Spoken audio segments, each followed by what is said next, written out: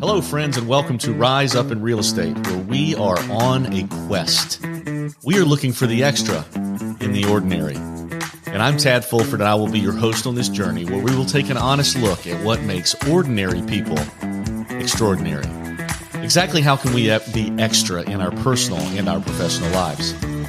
In this season of the Rise Up in Real Estate adventure, there will be a monthly rhythm, meaning each month we will have 4 unique episodes. In one episode, we'll tackle a pressing current real estate industry thought. In another, we will chat with a local difference maker in the real estate space.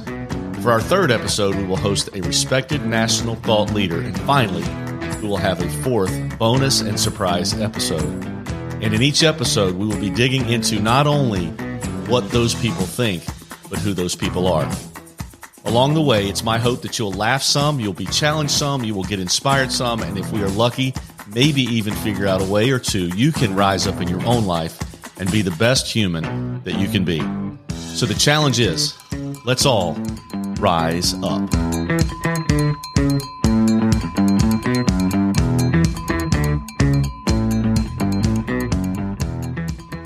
Rise Up Nation, I'm so glad that you're come back to hear Rise Up in Real Estate. I've got a treat for you today. And I tell you that because I'm in coastal South Carolina doing this episode, and I have a new friend of mine who is in Iowa. I don't think I've had a guest from Iowa yet, Amy, but I want to introduce you to my new friend, Amy Wienens. And Amy, I'm sorry if I don't say that perfectly, but I'll learn. It's perfect. Amy, thank you for being on the show, Amy. I'm excited to get to know you today. Tad, thank you for the opportunity. I'm honored. I'm glad to be here.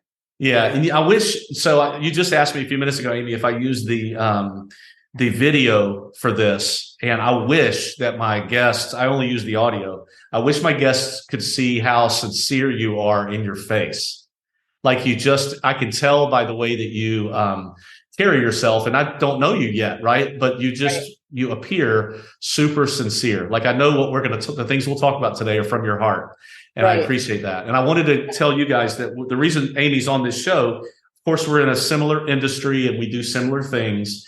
But I have enjoyed listening to her podcast. Amy, tell us about your podcast real quickly. I'll put a link to it in the show notes. Tell us what you do with your podcast. So I have a podcast called You Are More, and it's basically every week we're coming in and trying to give you just encouragement and just kind of for you to explore the greatness that you have on the inside and to see life maybe in a different perspective and to give you encouragement to keep moving forward in those things. And I think that so much we can get in the drudgery of life and we can get in the mess of things and we can't see the forest through the trees. And I'm always trying to point you to your true north. Yeah, that's awesome. And so my listeners will know right away when you just talked right then why you're on my show, because this is called Rise Up in Real Estate. And I would just call it Rise Up if I could, but my editor said it has to be related to something, right? So, right.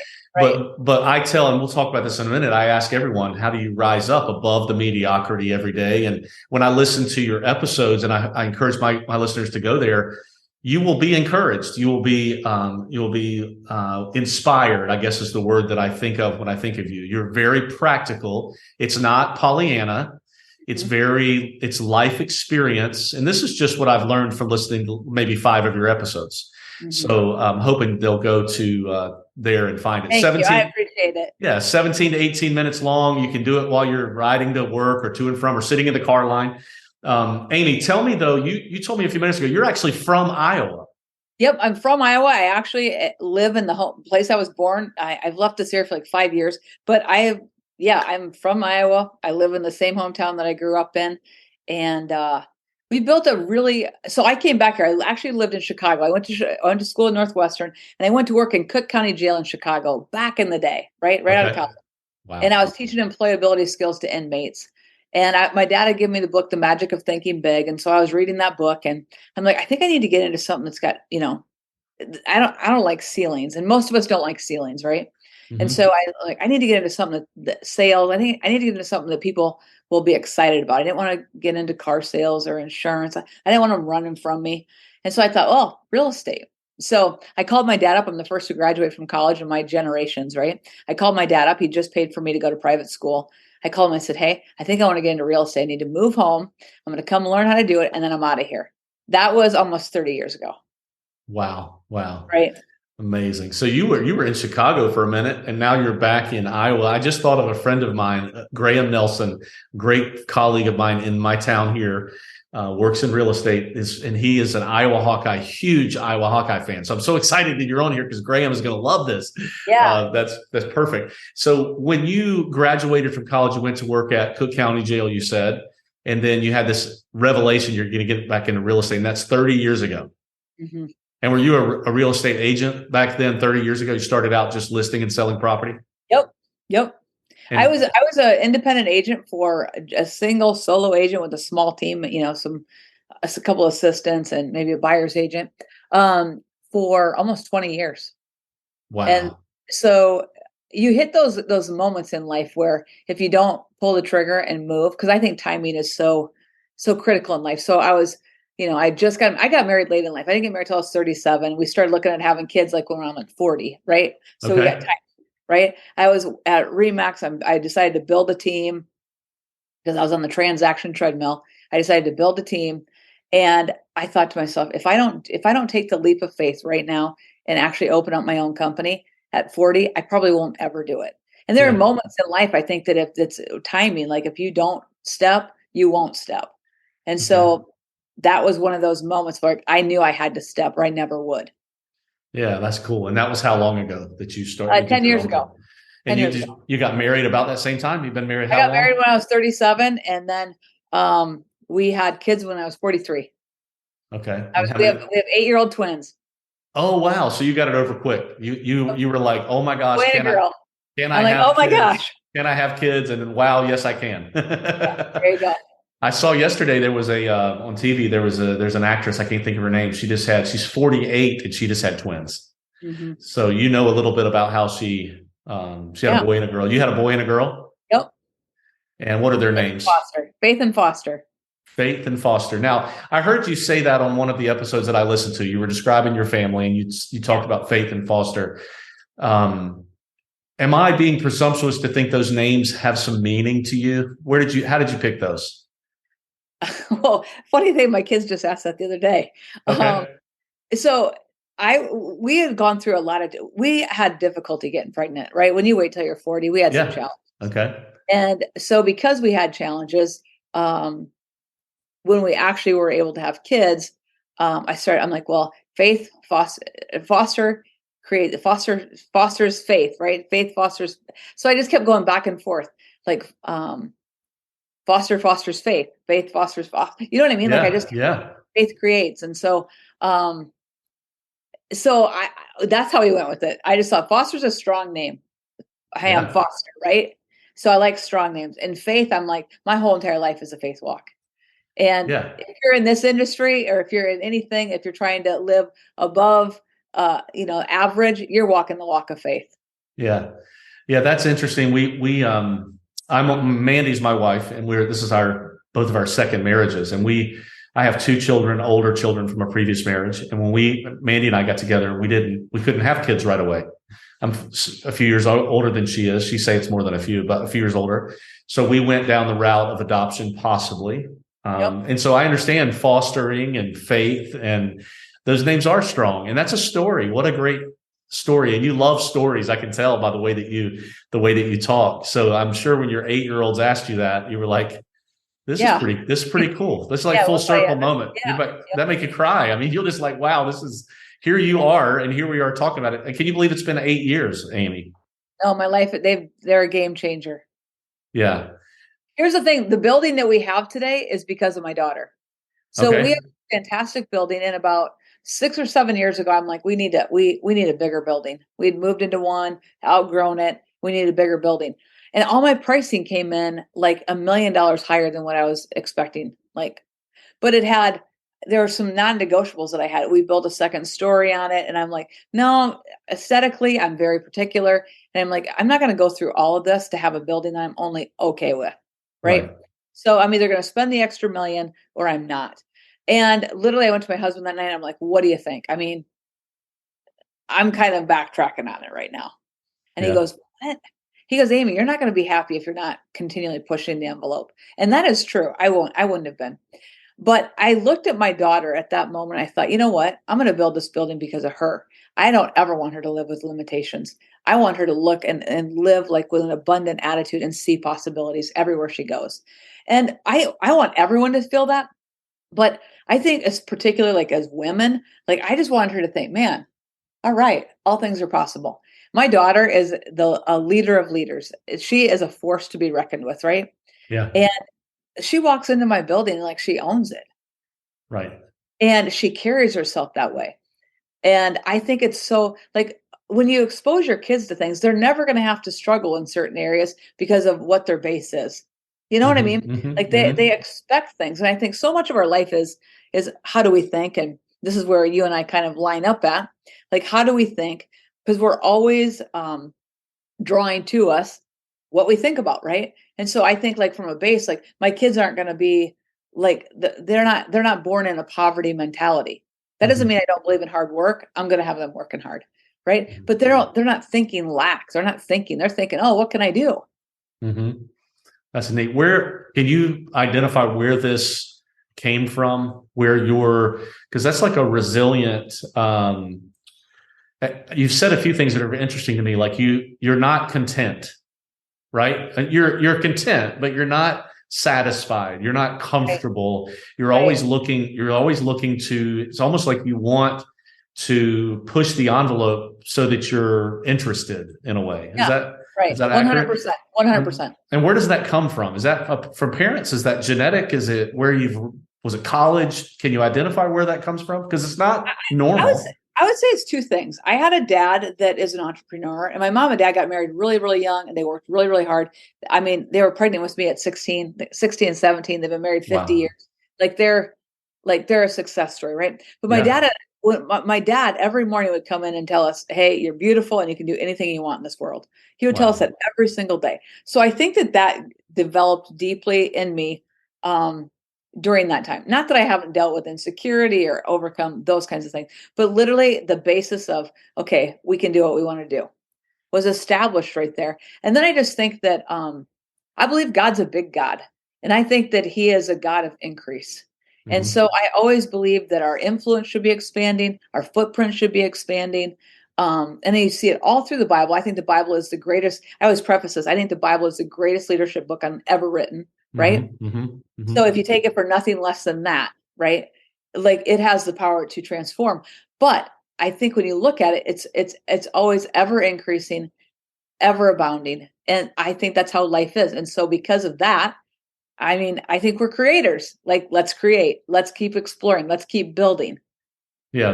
That listening to you tell that story in one of your episodes about the building, it's almost like you had what you had and it was good. It was okay. And you were like, but I got to go somewhere else because it just keeps me interested, keeps me involved, but the way you just described it now makes complete sense. You're increasing your footprint, like your influence in a positive way. And I love that you're not like, I don't get even an ounce of ego when I talk to you. A lot of people that are looking to increase their influence, that's what comes forward.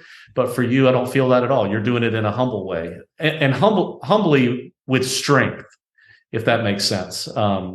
So tell me, are your parents still around? Do you still have They mom and are. dad? They are. Okay. I'm blessed. I'm very fortunate. They are. That's amazing. That's great. And you brothers and sisters?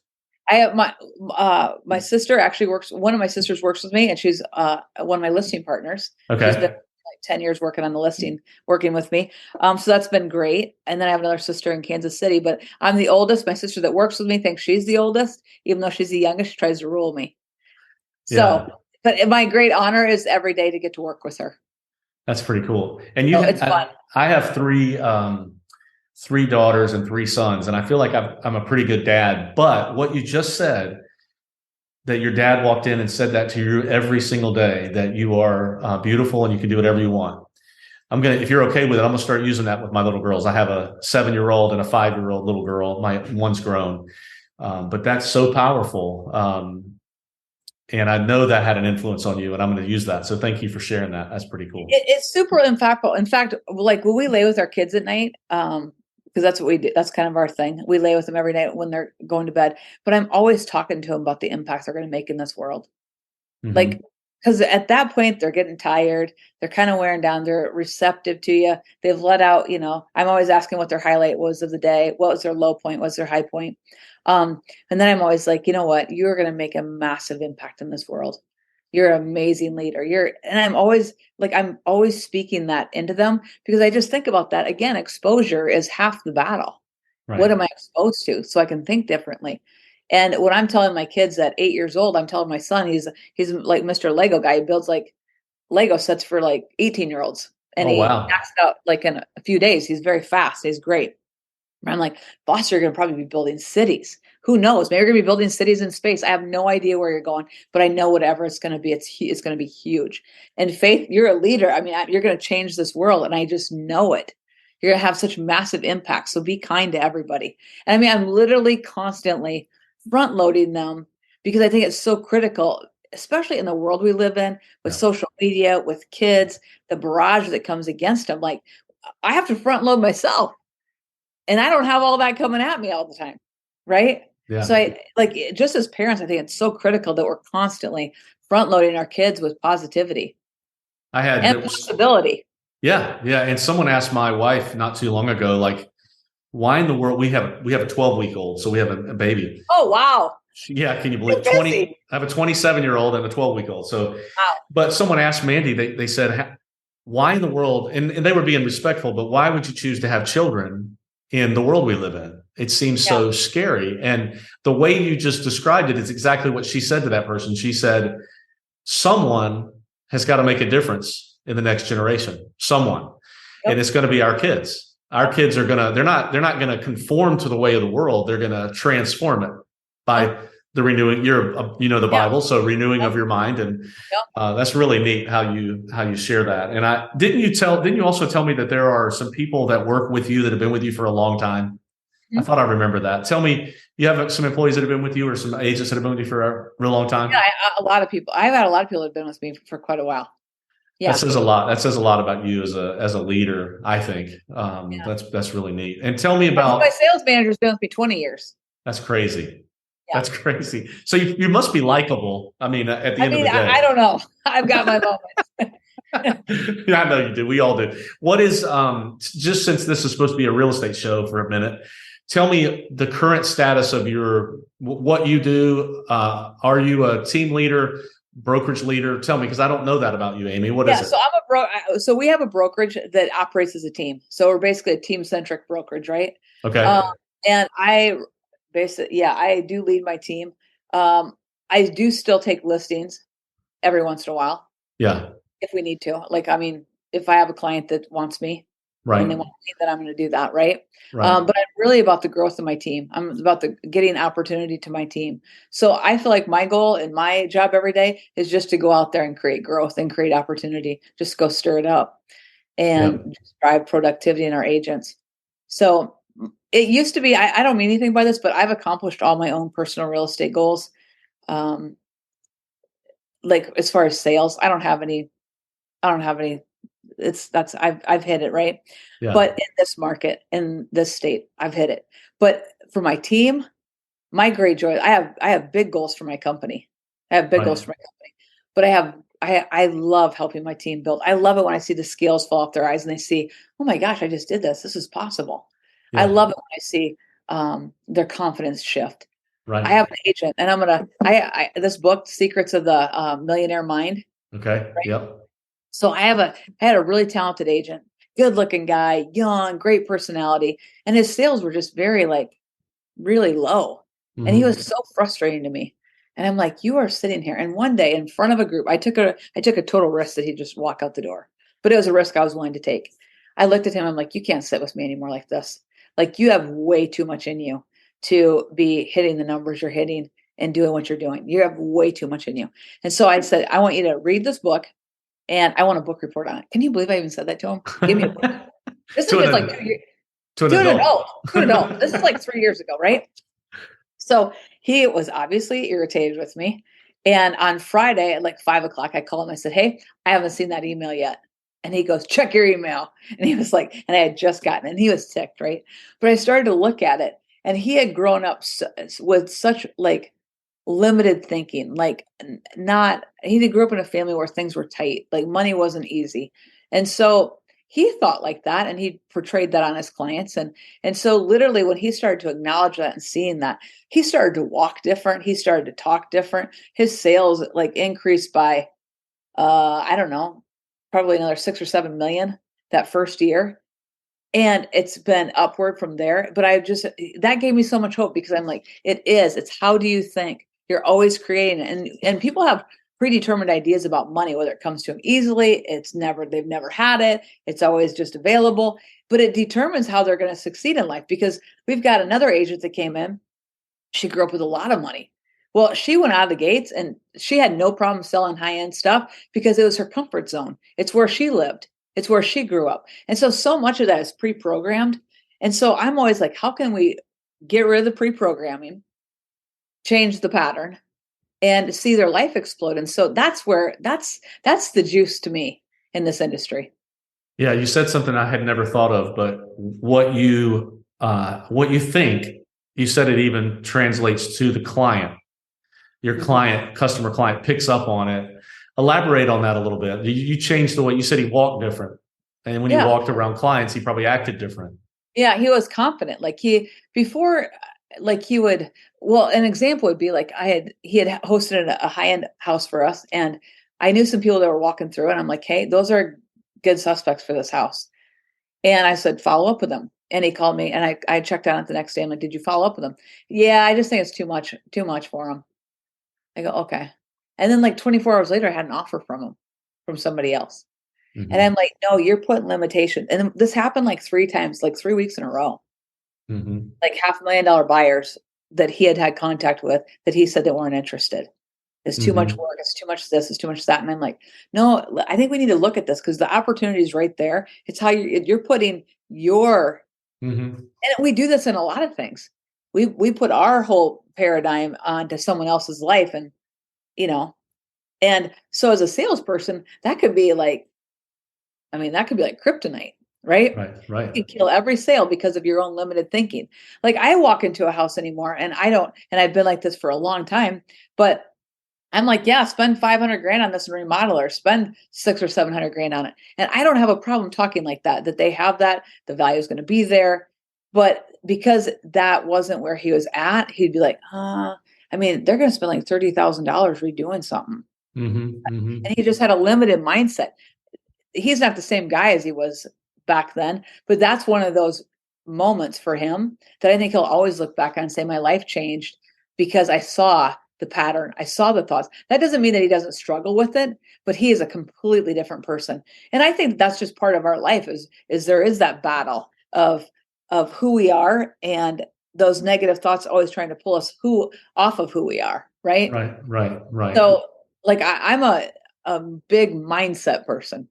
Yeah. And I think that's why I'm just nodding my head. I wish everybody could see everything you're saying. I resonate with, and I'd never thought of it at the customer client level, but you really are. I hope listeners are taking this in. I need to ask yourself, are you putting your limitations on your client? Because if you don't believe it for them, they might not believe it for them. They can't see it for themselves. And doesn't matter if it's you or not, you've got to figure out. And I'm sure that book that you're pointing out there that I'll put in the show notes, it must talk about, it says Secrets of a Millionaire Mind, things that you can do there's stuff that he did that changed the way that he thought. Yeah. I'm assuming. The interesting thing is he started to carry himself so differently. Right. Before he kind of didn't have, not that he wasn't confident because he's an athlete and all that, but he's a good looking guy, but he just has a completely different look. The clothes that he wears, everything about him shifted. And when that shifted, I feel like his whole entire world has started to shift. And I don't begin to take credit for that other than to say, hey, open your mind. Let's figure out what's running what track is the train running on in your life, because we need to change the pattern. Yeah. And the neat thing, the way that you even explain it is, Amy, is you're not, you wanted it for him. Yeah. Like you didn't even care 100%. about it for yourself. You were like, look, you said it when you first described it. When you listen to the episode, you'll hear it. You said, you're not living up to you. Like you're not doing what you can do. There's so much in you. And I love that. If you have found your niche in developing people when you talk that way, in my opinion. Like I know a lot of leaders and when you care more about what that young man realizes for himself than what he realizes for you, then you've arrived. That's pretty cool. I love the way you describe that.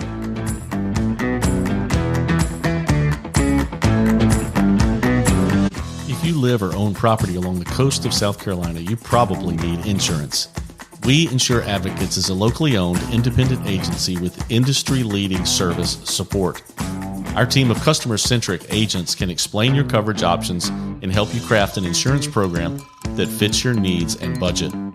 Data-driven for better value, people-led for better service. That's the difference of we. For all of your property insurance needs, please find us at weinsureadvocates.com or call us at 843-491-6990.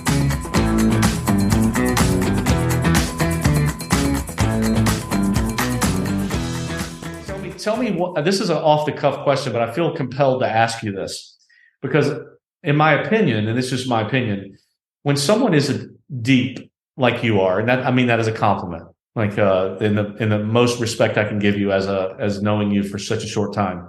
Normally, it has come from like the forging of some hot fires, like some real. Have you been in dark places, Amy? And I don't mean for you to elaborate, or have you had a hard? I mean, I've walked through some. I mean, well, here's the thing I would say. My daughter just asked me this the other day. She said, "Mom, were you good in school?" And I go, "No, I was horrible." Right? I don't know if I had ADD or what, but I always got sent to I would call it the dumb class. Like I had to go to summer school. And so like growing up, school was always a struggle for me. So I had to work really, really, really hard. Right. And I think that built something in me. And I came from a family where we had strong work ethic, but I would say the fire would be the fire of, I didn't get married until I was 37. So I spent a lot of years single, and that was some adversity I've been through, in my career. Bright lights attract, bugs. I had a 4-year period of lawsuits that were extremely threatening, right? I've been trained by the fire there. And we've walked through infertility. I've walked through a health challenge a couple years ago. Yeah. And that health challenge, I actually just released a podcast on it last week. Okay. First time I was public about it. Okay. And even said how it had changed my life. And 6 months ago, I got on a plane after having clean scans. And I thought, how has this diagnosis, how did that change my life? What did it give to me? And what did it take from me? And when I started to look at what it took from me, because it took a lot of fear, a lot of anxiety, some physically, but mostly mental and emotional, right? And then I look at what it gifted me, and it gifted me so much clarity. It gifted me an urgency to fulfill all that I'm on this earth to fulfill, and not place small to people's limitations. And I think that that's a gift, that unless it's forced, I don't think that you'll stay in your comfort zones. We're creatures of habit, right? We'll stay in our comfort zone. But now I have this big, on the inside, I'm like, I'm on this earth for a purpose. And I really believe that. And we can say that, but I really believe that I have a purpose. And my purpose is to bring value and give you hope, to show you a path out, to show you what you're on this earth for. And while I do that on the real estate platform, because I think when you walk into any real estate situation and you can be the hope giver, because people are nervous about things, right? When you can walk in there and bring hope to the situation, that's always been my narrative. But I've played a bit small because I was just doing my thing, right? And I was always wanted to be in ministry. My entire life, I wanted to be a preacher. Now I have my own church. It doesn't look like a church. It's a real estate community. It's a community, and it's not limited to a building, and it's not, but I've really just embraced the fact that I'm on this earth. If I have the opportunity to represent the kingdom, I'm gonna represent it all the time. But I just think doing things at an excellent level in your life represents the kingdom well. I think you super serving clients represents the kingdom as well as anything does. But I would say that adversity, I've walked through it. Yeah. Yeah. And I wish you could see Amy's face. I know you can hear it in her voice, and I've got some listeners that need to hear what you just said, including me. We have another example in Amy's life of someone who's been, I don't mean to over dramatize this, but been put in the fiery furnace, so to speak, in some pretty dramatic ways, and decided that you were going to come out on the other side stronger, in that you were going to serve the people that are put in your path. Now, all the things you've been through, we've got an agent that's struggling with something right now similar to what you're talking about. And I tell her she's the only one now equipped to help people who've been through what she's been through. Like I can't do that. Only you can do that. Here's the thing. Because I believe words have power, I didn't release that. I didn't speak about it, right? My team didn't know about it until we got through it, other than my core leadership team, right? Yeah, and my family, a few close friends, but I kept it so tight because I'm in a small market. I didn't want agents thinking they're on the Titanic. I didn't want my competition thinking I'd taken my eye off the ball, like for all those things. But most importantly, I just believe in the power of words, and I didn't want them speaking over me. Like I didn't want mass. So I think that that's important. But I have to tell you something. I am obviously much more intuitive to people that are walking through that, and much more compassionate to people walking through any kind of waiting for test results of any kind, right? Waiting to find out, knowing that whatever the result is has the ability to literally impact your entire world. And when you sit yourself,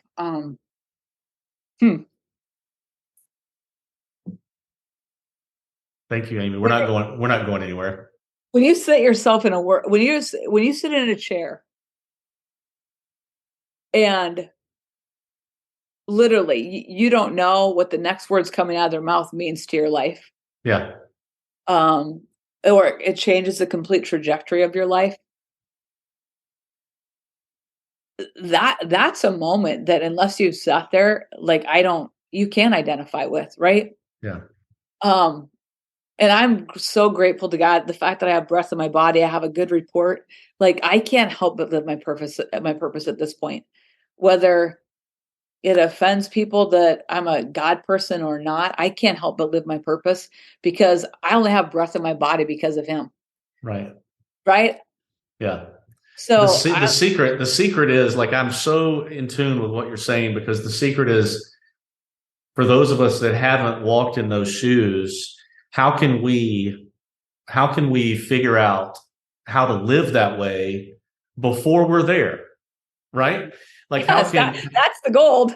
I mean, that's the goal beforehand. And I mean, transparently, I struggle with certain things I get so mad at myself, because I know where this leads in my mind. I talked with my coach about this recently. In my mind, I know, but in my heart, I must not be convinced. Your heart and your mind are both convinced, because you've walked that path. And Amy, I can't tell you how much I appreciate you sharing that. You didn't have to open yourself up that way. And I really appreciate that. That means a lot to me. And I know it'll certainly resonate with a few of my listeners specifically that I know of. So thank you. This is a silly question to ask you, but because you just said it for the last 30 minutes, but I want to ask you, as we wrap up, 3 separate questions. The first one is, and this is what I already know, but what is your superpower, Amy? What is it that you bring to the table that is different than anybody else? I think I've always had a strong ability to connect with people, and to see possibilities for people that they couldn't see themselves. So I think that I think my superpowers are energy, passion, and my ability to connect with people on a high level. And I connect with them very quickly. Yeah. Yeah, I agree. When you first got on this podcast, was the first time you and I talked face to face. I was immediately drawn in, so I can see that. I forgot to ask you this. Didn't you just do a social media post about doing a coaching or a video or something in a third world country? Pakistan. Okay, that's third world kind of, but yeah. So tell me briefly, what was that? This is a rural village in Pakistan. They have no electricity or anything. Well, how in the world? Tell me a little bit about that. How did that happen? What is it? So again, like, I just think, okay, like when you're in that mode where you're being who you are, right? Someone from Pakistan heard my podcast and they reached out to me on social media and said, would you ever preach at a healing crusade. And I'm like, okay, this is completely out of my element. Whoa. But I have to tell you something. I have made a decision that I'm saying yes to everything that I can say yes to if it resonates with me. Right. Right. So I hopped in there. I said, I'm interested. Let's hop on a Zoom. So I got on there, and it's a family, and her son speaks English, and so he translated everything for us. And I said, "Hey," I said, "How did you find me?" They said, "You were praying for someone I saw you on social media, and you were praying for somebody." And I said, I wasn't. I don't have anything on social media with that. And they're like, "Well, we saw something," and I go, "It's not there. Like, I just know it's not there." And she goes, "I saw you, and God told me you." And I said, well, here's the funny thing is I always wanted to be a preacher. I don't really want a church. I always wanted to be a preacher. I said, so if you can be okay with the fact that I'm a real estate agent, I own a real estate company, I have a podcast, but I am not a preacher, then I would love to do it. And she said, Amy, you're who we're supposed to have. And I have to tell you, at first I was like, is this a scam? I mean, like, what is this? And so I hopped back on 2 weeks ago on a Saturday morning. It was their Saturday evening. I hopped on, and it was running behind, and I was like, what is going on? This is a scam. And so I said, hey, I'm hopping off the Zoom. And they said, no, we're having technical difficulty. They had to bring in 3 generators to get power, right? Wow. They have no power. They had to bring in 3 generators to get power. And they were having technical difficulties, but he's got the WhatsApp open up on his phone. And so he goes, do you want to see him walking in? And I saw all these people coming in, walking on a dirt road, right? Take their shoes off at the tent and walking in the door. And they were coming to hear me. And they'd walked for like multiple miles. Yeah. And I literally, tears just started rolling down my face. Right. And I looked at that beautiful, beautiful people. And here's the interesting thing. Like, so I did that, and it wasn't like I didn't have anything great to say. I'm working with an interpreter. And if you've ever worked with an interpreter, that's difficult, like catching rhythm and staying, like what I just say, you know what I mean? But I prayed with them. I prayed a couple different times with them. And I have since gotten reports, they've sent me videos and testimonials of people that when I was praying for health over their family, that their son, who'd had a temperature of 104 and 105 for a week, the temperature broke, the fever broke. And another lady that she had really bad kidney stones, and was in horrible pain, and the pain lifted from her immediately. And the next day she went to her doctor, and her scan was clear. Like, so for those reasons, I mean, that was such a super impactful. And I'm like, and what I loved about it is that we have a big God. Mm-hmm. And if you just keep saying yes to the opportunity, he's going to make sure he gets you on the path that he has for you. Yeah. Right. And it's things that you don't even think about. Like, if you would have said to me, Amy, do you want to preach in Pakistan? I would have been like, eh. And now with Zoom. And here's the funny thing is, so that door opened. I just got a second request to speak in Pakistan. And I'm like, this is so interesting. So now you are a preacher. Yeah. I mean, you all things to all people, right? I mean, I have no idea. Oh, I mean, that's incredible. You want to talk investment in real estate? We can do that. You want to talk about, I mean, that there's got to be something in the title of this episode about the healing power of Amy. No, but it's like, I was literally, the thing that I'm amazed by is it was from a performance standpoint, from a speaking standpoint, it was horrible. I mean, it was horrible. Right. Interpreter, clunky, super clunky, right? But I'm like, it's not me. I'm like, I just prayed what I felt led to pray and leave the results there. Yeah. The fact that there's anything that came from it, I'm blown away by it. Yeah, that's amazing. Thank you for sharing that. I remember seeing that. That was the reason. I think that day was the day I messaged you and said, I got to have you on now because it was such a cool story. Tell me, you might have mentioned the book you wanted to recommend. Is that the book you want to recommend to us to read, or is you got another one? Yeah, I mean, The Secrets of the Millionaire Mind, I think, is a good one by Harv Eker. Okay. That's a great book. I also have had my team reading a lot and rereading Sales Velocity by Matthew Ferry. What to Say. I mean, I read books all the time. I listen to books all the time. Yeah. But I would think this is just a good core book to just, if you're struggling, to figure out why you might not be having the success you want. Maybe it's how you think about money. Yeah. And if you can get to the core, I'm always like, if you can get to the root, you're good. Everything can go. Pull that out and you're good.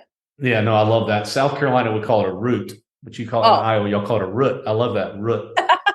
That's cool. That's so cool. So last thing I want to ask you before we go, and I ask all the, and this has been incredibly enlightening and probably one of my favorite interviews I've done on my short-lived show so far. So thank you for that. But I always ask all guests, because the name of the podcast is Rise Up in Real Estate. Is there something that you do in your routine every day that helps you rise up over the mediocrity of the world? 100%. So I think your morning routine is really critical. So I always set my intentions in the morning, right? And so for me, I walk and talk. I'm always prophesying over my future. I'm speaking out loud over everything, over this business, over our sales, over everything. I mean, one of my marketing strategies is just like this. We laugh about this, but I'm like, sold, sucker. Like when houses weren't selling, I'm like, no, you are sold. Like I would just speak to those things. Yeah. And so I think setting your intention of speaking and visualizing where you want to go. I mean, I just told my team today, we have what we have. We have the market share that we have, because when I didn't have anything and I was broke as a joke and I didn't have any clients, I was visualizing my signs are everywhere in this community. We're making a huge impact in this community. But that was all through just thinking. I'm thinking about it. I'm seeing it. I see it everywhere. And so there's so much power to taking time to actually visualize where you're going and then start to experience like, what's that going to feel like when I get there? So yeah. I think that's a critical thing. And I use it all. That's really cool. That's amazing. You are a gift to this planet. I hope you know that. Tell me, spell your name for us. Tell me how our guests can connect with you if they want to. What's the easiest thing? Social media or email? What? Social media, and my You Are More podcast. You can check that out. Social media, Facebook, Instagram. I'm right there. And it's Wienands, Wienands.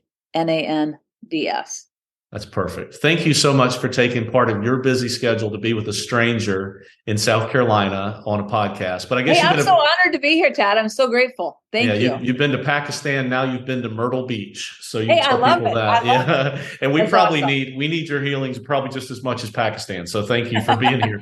But it's been a pleasure. And I hope that this just increases your network and increases the network of our listeners. And Rise Up Nation, this is our gift to you. Thank you very much, Amy. All right. Thank you. Well, hey, that's a wrap, folks. Thank you so much for listening to Rise Up in Real Estate. If you liked hanging out with us today, please find us on Facebook, Instagram, and YouTube at Rise Up in Real Estate. Also, follow us right now on your favorite podcast host to hear more episodes. We really appreciate you spending some of your time with us. And until next time, let's do each other a favor and all help each other rise up.